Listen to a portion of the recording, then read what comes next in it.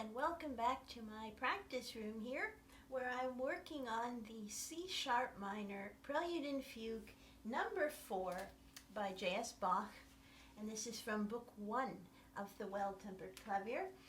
In the previous video I was talking about the G sharp minor Prelude Fugue and a piece that I have not played or learned, and I was just going through it and observing some things and sharing them on the camera here.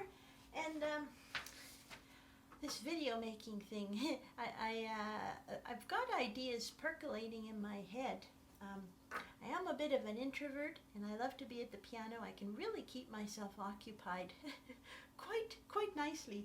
And so the ideas have been coming to my mind about things that I would like to try to share in terms of playing this music of Bach, and some of the things that I have come to rely upon in terms of how I approach tone at the piano and pedaling and ornaments. I touched on a few of those things in the other video, but it is something that I want to explore more and make more content of this nature. Anyhow, this particular video I want to devote to the foot, to pedaling. Now, for one thing, with things being so much online since the pandemic, the videos and the content that we see really has the camera on the hands, because really, over the course of history, that's always what people want to see, right? The hands, of course, they fly around the piano, and then you can see the pianist's profile and what they're wearing and their hair, and in my case, that is never very exciting. But so much of advanced pianism, skillful piano playing, and colors of sound and touch and tone are a result of effective pedaling. And even in a live performance, when you're in person and you're at a concert, you still can't see the foot of the pianist. Either you're sitting too far at the back of the hall, someone's head is in the way, or maybe you've got a front row seat and perfect view of the pedal, but the pianist might have enormous stiletto heels on, or very thick-soled Doc Marten shoes. I used to have a couple pair of Doc Marten boots I had. They were black with like blue crushed velvet in the inside and a buckle on the back. And I even had a pair of Doc Marten sandals when I was at Eastman. But that's beside the point. My point is that it's next to impossible to study what the foot is doing, and yet it's so vital and an ingredient to piano playing. Anton Rubinstein used to say, I think it was Anton Rubinstein, yes, it was, because he wrote a treatise on the art of pedaling at the piano, and he said the pedal is the soul of the piano, and it really is. When I was at Manhattan School of Music writing my dissertation on Ignacy Paderewski, the Polish pianist from the late 19th, early 20th century, part of the reason I chose him was because he belonged to that generation of pianists known as really the golden age of pianism, and that's maybe a topic for a separate video. I have touched upon it in a few of my videos for the piano fun facts, and also I have a couple videos where I'm narrating a few chapters from my thesis, so maybe I'll include those in the description. But this golden age of playing, Paderewski, Alfred Cortot, Moritz Rosenthal, there's just so many pianists from that period, Joseph Levine, Joseph Hoffman. My teacher has had a link to a few of those, either by way of having studied with someone who studied with them, or just having known them. But that group of pianists from the Golden Age, the turn of the century, just before the First World War, they had such beautiful tone at the piano. The way they conjured sound out of the piano and the way they struck the keys with the fleshy fat part of the finger, with arm, with wrist, the golden tone that emerged from the instrument under their command is exquisite, and also as a result of their pedaling. And I listened to recordings over and over to try to understand and figure out, because I was obsessed with the sound that they were getting, and I wanted to understand how it was such a beautiful tone. And what I found out was basically that they were pedaling the heck out of their pieces. Now this is a bit of a generalization. Certainly it's not to say that there weren't pianists who would over pedal or perhaps play very dry. I haven't heard all of the recordings by any stretch of the imagination, but in general, and certainly with Paderewski, that beautiful tone was partly a result of a tremendous amount of pedal changes. When I'm teaching, when I'm adjudicating especially, and hearing students that I've never heard before, I see a lot of the foot going down and then back up, and when it goes down, it tends to stay down for a while, maybe a beat or two, half a bar perhaps, and it seems like there's one level. It's like a light switch. They play their pedal either on or off. But to really create magic at the instrument from using your foot, you have to have an infinite number of levels of pedal. I think it was 100 levels was what my teacher at Eastman used to say. If the pedal goes down this far, find as many, ideally 100 or more, as many levels as you can. So it's not just put it all the way down or not at all, because that's where the color comes from. And we can call it quarter pedal, half pedal, full pedal, and then within that even more microscopic doses of pedal touches, just little whiffs of pedal, as opposed to putting it down and leaving it down. Flutter pedal as well. Now, and of course that is essentially like a singer's vibrato, which I cannot do, but you know what a vibrato sounds like. We cannot create vibrato on the piano because it's a percussive instrument, but we can try to recreate that by almost bending the tone, as it were, overlapping keys, even just with a simple scale. You play a note, hold it down, play the next one, then release the first one, hold it down, play the next one, release.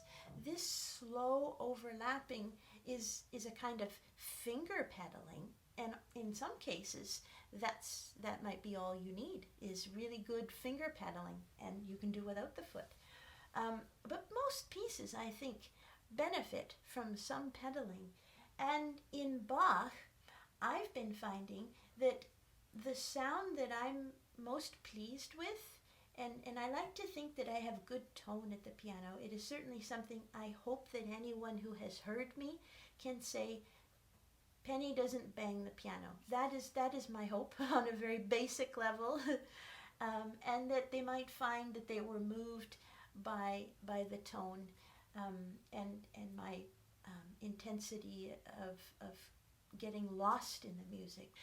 When I hear people say, it's been hard during the pandemic because we don't have live audiences, and so you're just in your empty room, and how do you create that same energy and charisma? It's just not the same as having real bodies in the audience.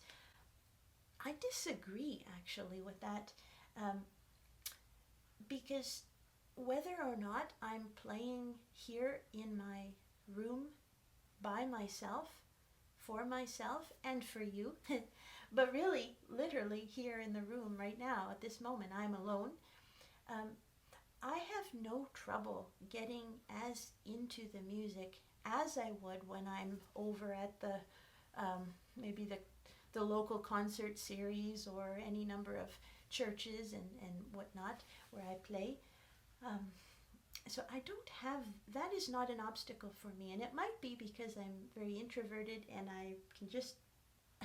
I can go into that magic land of sound, no problem, whether there's a person here or not. So getting into that mode and the tone are important things that I try to convey in my performances. And I certainly want people to hopefully hear some new sounds in the way I play Bach. And Glenn Gould's playing has been very influential to me because of the absolute clarity.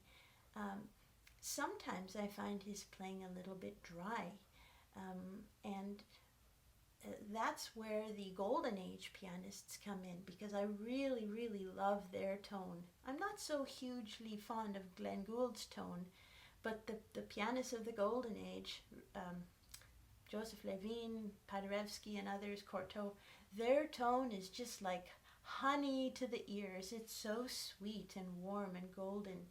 And so that is something that I try to make my own sound, to combine the clarity of Glenn Gould's style of playing with the tone and pedaling of the more Golden Age pianists.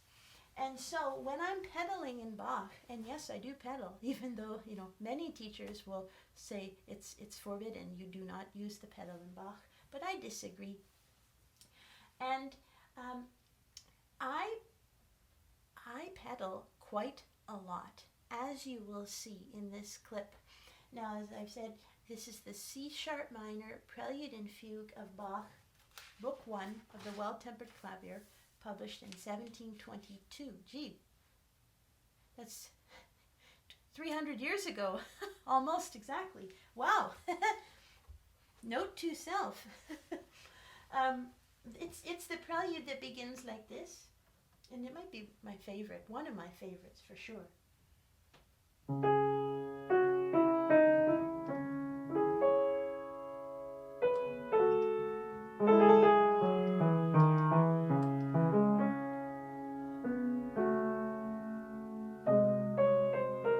It's in 6/4. It's very broad, at least that's how I approach it. It's got a lot of long notes, tied long notes in fact, and these stepwise moving eighth notes that are then followed by a long note. And to me, the sense of space is very broad and expansive and very open.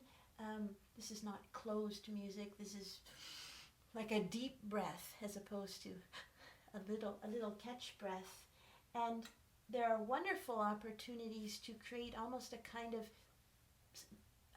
feeling that the sound is suspended in time for a moment, as if you were watching, a video of maybe a bug or like a butterfly, something flitting around, and then all of a sudden the video paused and went into slow motion for a moment, like really slow motion, and then went back into regular time. Those little suspended moments where it's like slow motion are something I try to create. For instance, like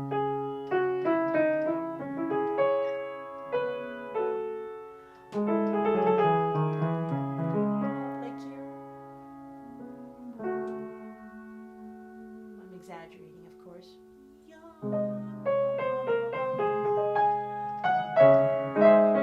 Another one, like here.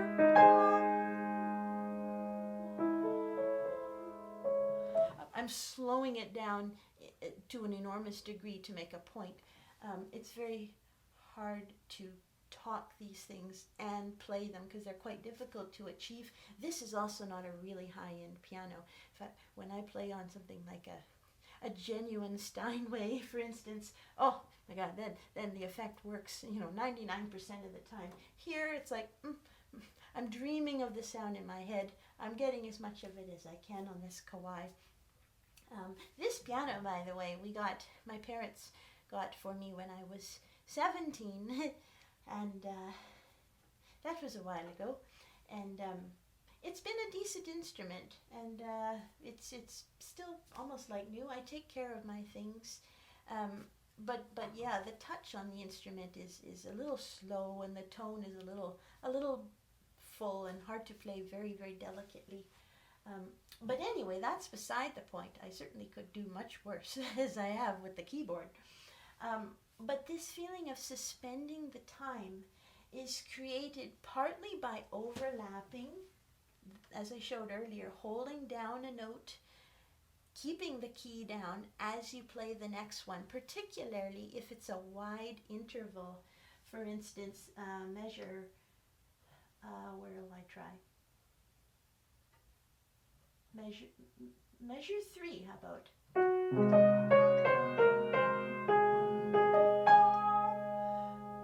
Even through here, this is moving by step.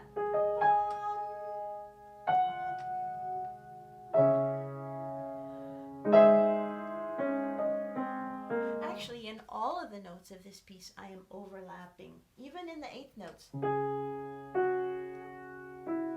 I play, I keep the key down, I play the next one, lift up the first one, hold the second down, play the third, release the second.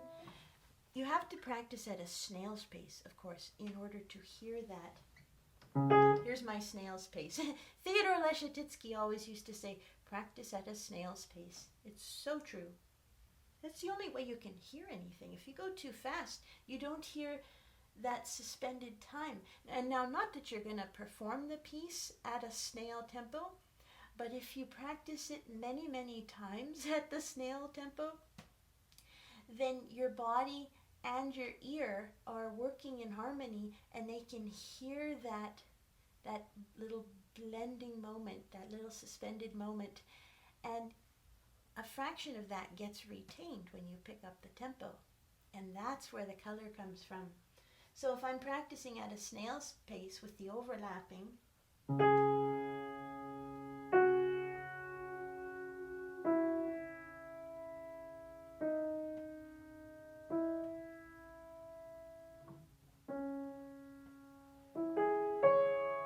and all the chords listening for tops. Much of the time when I'm singing or doing this kind of a gesture, I'm trying to sustain the tops of chords. Or this one. And then oftentimes I like to shift then suddenly to a middle voice, in this case maybe the tenor, with